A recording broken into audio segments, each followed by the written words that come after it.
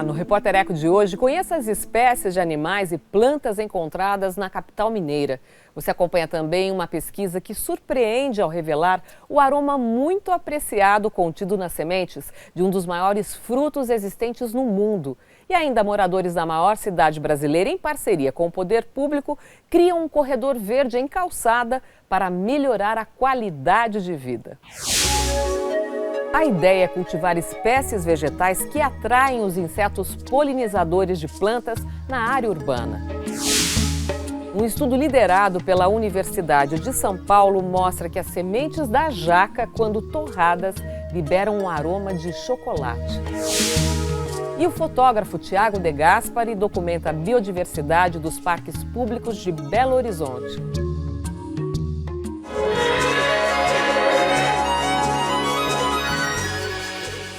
A implantação de corredores verdes nas grandes cidades pode ajudar na multiplicação de insetos polinizadores. Uma experiência em São Paulo mostra como o envolvimento de moradores, em parceria com o poder público, é o melhor caminho para melhorar a qualidade de vida nos bairros. À primeira vista, esta é uma calçada como outra qualquer de São Paulo. Só que ao prestar mais atenção, a gente percebe um longo canteiro que fica entre o passeio e o asfalto. Em meio às árvores antigas estão várias espécies nativas da Mata Atlântica da região. Arbustos recém-plantados numa extensão de mais de 500 metros no bairro da Vila Mariana, zona sul da cidade.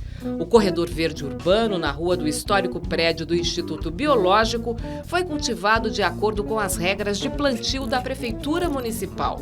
O cultivo, feito em parceria do poder público com a sociedade civil, teve o envolvimento de moradores e priorizou espécies para atrair os polinizadores de áreas verdes vizinhas. Corredores, na verdade, ao pé da letra, já existem vários naturais, né? Então já tem em beira de rio, tem viários, que já foram até, são segmentos seminaturais. Mas esse aqui em calçada, que a gente saiba, é o primeiro, tá? Com esse tipo de movimento. Voluntário de movimentos sociais em favor do meio ambiente, Sérgio Chigueda orientou na escolha das espécies plantadas no corredor, que pode virar um condomínio para insetos polinizadores. A ideia nasceu no Instituto Biológico, instituição de pesquisa que está fazendo 90 anos. O diretor-geral conta que, a exemplo do cafezal orgânico cultivado no terreno do Instituto, o Corredor Verde pode também ser um espaço para a prática da educação ambiental, além de contribuir para aumentar a biodiversidade local. Até que ponto uma iniciativa como essa impacta a biodiversidade de uma metrópole como São Paulo? Impacta na medida que você consegue juntar estratos diferentes a distâncias diferentes, né? Além disso, tem uma grande importância, consequentemente, para a qualidade de vida da população. São ações pequenas, mas que, quando integradas e contínuas, vai trazer um benefício muito grande para o ambiente e para o ser humano. A bióloga Marilda Cortopassi Laurino se diz entusiasmada com o cultivo do corredor urbano para atrair insetos polinizadores. Com mestrado, doutorado e pós-doutorado em abelhas nativas, é uma das autoras deste livro disponível na internet. Ela conta que é um manual prático para qualquer pessoa interessada em plantar espécies nativas que contribuam para aumentar a biodiversidade. A nossa proposta é de atuar no meio ambiente, fazendo com que você plante plantas que sejam interessantes para a abelha jataí num primeiro momento. E o nosso livro oferece um calendário com época de plantar, como plantar algumas dessas plantas. E a ideia final é que você, participando, plantando, reconhecendo o que existe na natureza, você reconheça e você se sinta parte da natureza. A bióloga defende o cultivo de espécies vegetais nativas e canteiros floridos o ano todo, justamente para atrair as mais importantes polinizadoras. Foi feita uma enquete numa plataforma internacional e eles constataram que 3/4 ou até mais que 3/4 das culturas alimentícias dependem em maior ou menor parte das abelhas não só para a produção de frutos, mas também para a qualidade e para a quantidade de frutos. Marilda não esconde o encanto pela pequena, inofensiva e popular abelha nativa, a jataí. A abelha mais comum que ocorre em todo o território nacional, ela tem uma ampla distribuição geográfica e nos centros urbanos, dentre as 9 espécies que eu já vi, que eu reconheço, ela é a mais comum. Então, 80% das abelhas que a gente encontra no ambiente urbano são ninhos das abelhas de jataí. Mas para o corredor verde funcionar, é preciso também atrair as espécies dispersoras de sementes. São principalmente os insetos, nós temos aves, que são os maiores dispersores, temos lagartos, peixes, chuva, vento também são considerados dispersores, mas os maiores são realmente os pássaros. Quando esse corredor verde, plantado aqui pelo Instituto Biológico em parceria com outras organizações, vai ser efetivo? Leva tempo?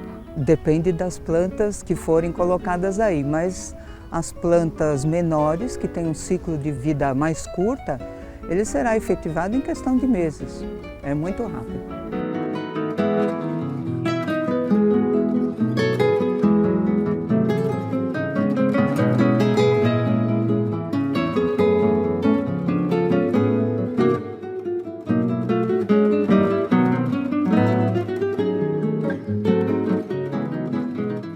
Você acompanha agora alguns dos fatos e pesquisas na área de meio ambiente, que tem destaque aqui no Repórter Eco. O governo federal recua e suspende a permissão de explorar minérios na reserva da Amazônia e abre o debate com a sociedade por 120 dias, mas não revoga o decreto que acaba com a área de proteção. A decisão foi tomada depois que a Justiça Federal suspendeu o decreto governamental que extingue a RENCA, Reserva Nacional do Cobre e Associados. A decisão atende a uma ação popular. O juiz Rolando Spanholo concluiu que é inadequada a decisão do governo de acabar com a reserva por meio de decreto, sem a prévia deliberação do Congresso Nacional. Depois de pressão da sociedade civil, o presidente Michel Temer havia revogado o decreto da semana passada e publicado novo decreto mais detalhado, mas que mantinha a extinção da reserva e a permissão para a exploração de minérios, entre eles o ouro, em área do tamanho do Espírito Santo. A reserva, criada em 1984, tem mais de 4 milhões de hectares e fica entre os estados do Pará e do Amapá. Ambientalistas alertaram que a extinção da RENCA colocará em risco 9 áreas protegidas de floresta e povos indígenas que vivem na região amazônica. A ONG WWF divulga a descoberta de 381 novas espécies na Amazônia, sendo 216 de plantas, 93 de peixes, 32 de anfíbios, 19 de répteis, uma ave, 2 mamíferos fósseis e 18 mamíferos. Uma das espécies catalogadas é a do macaco zogue-zogue rabo de fogo, encontrado em 2010 no noroeste do Mato Grosso. Pela terceira vez, o IBAMA rejeita estudo de licenciamento ambiental para exploração de petróleo na foz do rio Amazonas, em área perto de um banco de corais. A petroleira francesa Total não esclareceu dúvidas sobre os possíveis impactos que um vazamento do óleo causaria ao sistema de corais e à biodiversidade marinha. A ONG Greenpeace mantém a campanha em defesa dos corais da Amazônia e contra a exploração petrolífera na foz do rio. Um grupo de índios da tribo Guarani, em São Paulo, ocupou o prédio da Presidência da República na Avenida Paulista. Foi um protesto contra a portaria do governo federal que anulou a demarcação da terra indígena Jaraguá. Toma posse o novo secretário estadual de Meio Ambiente de São Paulo, Maurício Brusadin. Ele substitui Ricardo Salles, que deixou a pasta. Brusadin é economista formado pela Unesp, Universidade Estadual Paulista, com mestrado em engenharia urbana e com experiência na área ambiental. E E aguarde, porque tem mais! A natureza dos parques da capital mineira é registrada pelo fotógrafo Thiago De Gaspari. E a seguir, uma pesquisa pode incentivar o melhor aproveitamento de um fruto muito desperdiçado. O estudo mostra que as sementes da jaca, quando torradas, exalam aroma de chocolate. O Repórter Eco volta daqui a pouco.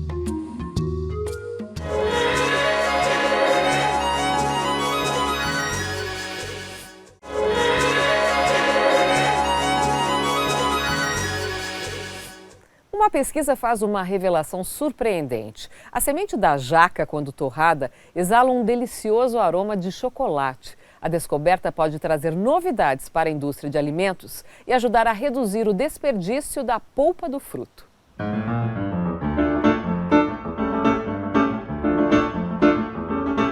Que a árvore é bonita, ninguém duvida. Mas o fruto dela divide opiniões. Adoro jaca. Acho meio babento, meio gosmento, não sei. É uma fruta saborosa, né? Gosto, mas não é minha fruta favorita. Tão grande quanto a polêmica é o tamanho. A árvore pode medir 30 metros e a jaca é um dos maiores frutos do mundo. Chega a pesar até 30 quilos. Enorme também em matéria de nutrientes. Tem carboidratos, minerais como cálcio, fósforo, iodo, cobre e ferro. Contém vitaminas A, C e do complexo B. A espécie é nativa da Ásia, bem comum na Tailândia, Malásia e Indonésia. Cruzou o planeta e veio para o Brasil no século XVIII. Encontrou aqui terreno fértil para se espalhar. Na época certa, cada jaqueira dá cerca de 250 frutos. É muita produção para pouco consumo. O máximo que a gente aproveita aqui no Brasil é a polpa, né? E ainda tem muito desperdício dessa polpa porque ela tem sabor e aroma muito forte, muito característico. A estimativa é que 70% da fruta vira em lixo, ou melhor, viravam. Se depender dos pesquisadores da Escola Superior de Agricultura Luiz de Queiroz, da Universidade de São Paulo, em Piracicaba. Um estudo conduzido aqui em colaboração com a Universidade de Reading, na Inglaterra, comprova que as sementes de jaca contêm um segredo surpreendente. A descoberta veio por acaso. Há 6 anos, a equipe pesquisava o aproveitamento das sementes na panificação. Por ela conter muito amido, podia ser um substituto para a farinha. E ao colocar as sementes para torrar no forno, o cheiro de chocolate se espalhou. Isso mesmo, cheiro de chocolate, graças a alguns compostos conhecidos como pirazina, também presentes no cacau. A cientista de alimentos Fernanda Espada fez da jaca tema de doutorado. Antes de mais nada, ela dividiu as sementes em 3 grupos. No primeiro, as sementes foram fermentadas, como acontece com o cacau, secas e torradas. No segundo, passaram por uma solução de ácido acético e depois foram secas e torradas. No terceiro, foram feitas apenas as etapas de secagem e torração. Nós selecionamos as melhores temperaturas e depois formulamos um cappuccino. Então aí um cappuccino normal, né, comercial, ele tem na embalagem, né, ele tem 15%, em média de 12 a 15% de cacau em pó. Nós pegamos esses 15%, né, e dividimos então lá 50, 75 e retiramos totalmente o cacau e colocamos a semente de jaca. Até 75% de substituição dessa farinha, os consumidores não distinguiram um produto formulado com o pó de cacau com um produto formulado com a farinha de semente de jaca torrada. E agora, Fernanda, a primeira de uma família inteira de descendentes de italianos com diploma de nível superior, faz planos para a descoberta. Em produtos alimentícios, onde o aroma de chocolate é importante e o cacau como uma matéria-prima, o pó de cacau, cara, onerosa, né? Encarece o produto, né? Então a gente pode substituí-lo pela farinha de semente de jaca. Os pesquisadores ainda não encontraram formas de usar a semente de jaca para substituir o sabor do chocolate, pois a quantidade de gorduras, proteínas e carboidratos é diferente. Mas os estudos não param por aí. A gente está dando continuidade para aprimorar a parte de fermentações, né? Fazendo uma fermentação mais controlada, com culturas de micro-organismos já empregados na fermentação das sementes de cacau também. E depois disso a gente quer estudar um pouquinho a parte de compostos fenólicos, né? Então a gente tem muito a explorar ainda dentro desse campo da semente de jaca. Para a doutora Solange, a orientadora dos estudos, a descoberta é sinônimo de sustentabilidade. Nós vamos ter um aproveitamento muito maior, né, desse fruto, porque as sementes serão aproveitadas, são mais de 100 sementes por fruto, né? Então isso vai diminuir o resíduo também do consumo, né, da jaca. Quanto mais a gente aproveitar os alimentos, transformar os subprodutos para que eles sejam utilizados, né, de outra forma, sempre haverá um ganho ao ambiente.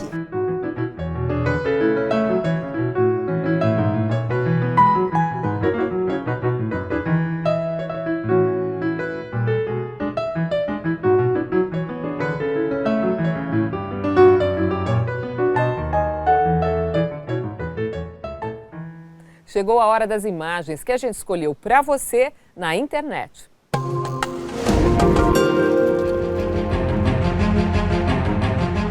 O arquipélago de Raja Ampat, um paraíso na Indonésia.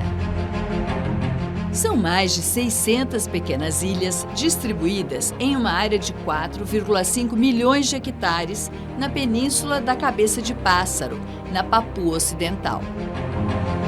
Em meio às águas de cor azul turquesa, surgem montanhas de pedra calcária, que no passado foram recifes de coral e hoje estão cobertas pela vegetação de floresta tropical.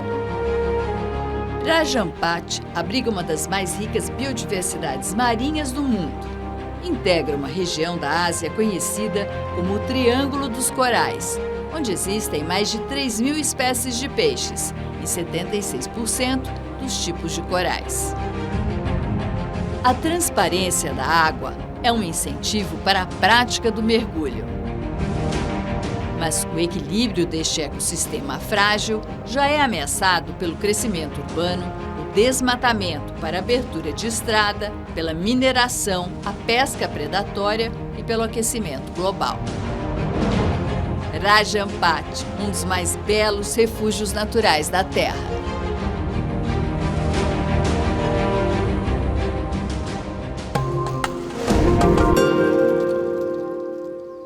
Você vai ver daqui a pouco. O fotógrafo Thiago De Gaspari revela a biodiversidade dos parques de Belo Horizonte. O Repórter Eco volta logo mais.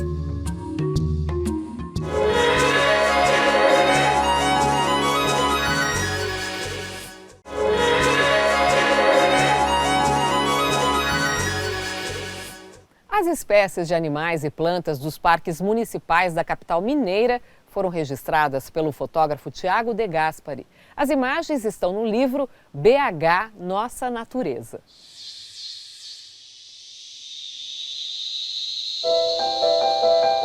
A primeira experiência de Thiago De Gaspari com uma máquina fotográfica foi aos 10 anos de idade durante uma visita ao Zoológico de São Paulo.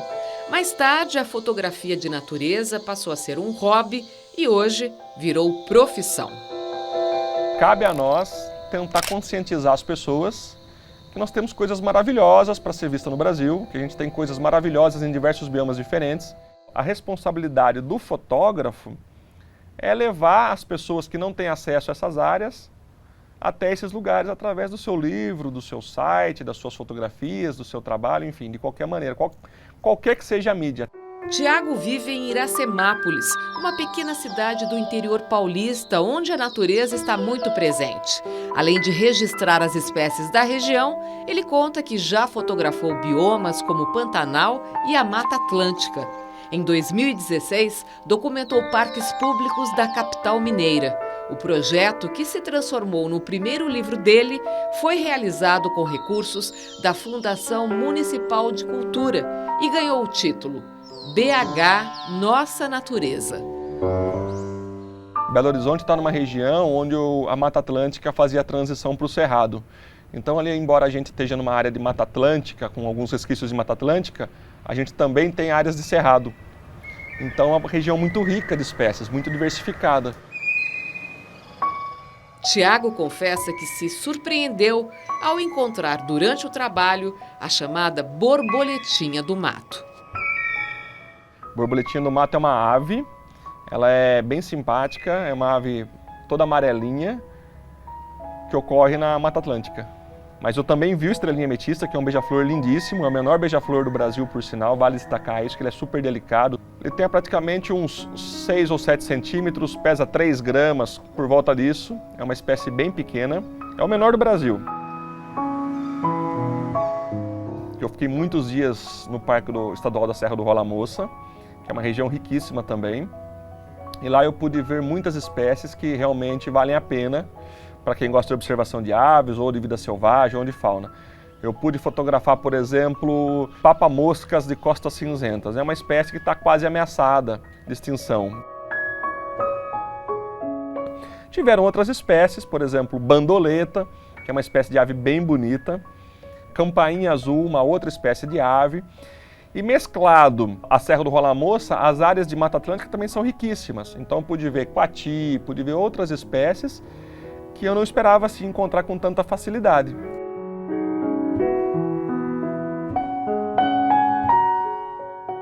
O Cerrado é riquíssimo também em plantas, assim como a Mata Atlântica, como os outros biomas. E eu destacaria uma planta de uma beleza enorme, que é uma orquídea rupestre, que ocorre nas cangas de pedra, sobre o minério de ferro praticamente, que é lindíssima. No livro eu trago algumas fotos dessa orquídea. E eu destacaria também a arnica, que é uma planta medicinal. A arnica, por ser uma planta medicinal, hoje ela sofre com a extração ilegal. As pessoas vão até o local e acabam extraindo a arnica. Então isso está ameaçando a arnica no Cerrado. Tiago conta que se dedica também a trabalhos de educação ambiental nas escolas da cidade onde mora. Ele acredita que as novas gerações podem criar a cultura de conservação. Que além de fotografar, eu acabo levando esse material para muitas escolas, fornecendo acesso a muitas pessoas que não têm esse conteúdo, que eu acho que é aí que é o grande valor da fotografia. E com isso eu recebi um retorno que não poderia ser nada melhor que isso, é o feedback das crianças. Então muitas crianças me falando, olha, no meu sítio tem uma coruja, olha, lá na chácara do meu pai tem um passarinho amarelo que fica lá todo dia de manhã. Então eu percebi que as crianças se envolvem com o tema. Por isso que quando eu penso em preservação, eu associo diretamente essa nova geração que está surgindo. Então se a gente mostrar para eles que os bichos estão aí, a gente pode cuidar, dando um pouquinho de oportunidade, e eles vão frequentar as áreas que a gente possui, eu acho que é o melhor caminho de todos. Acho que melhor educar do que proibir.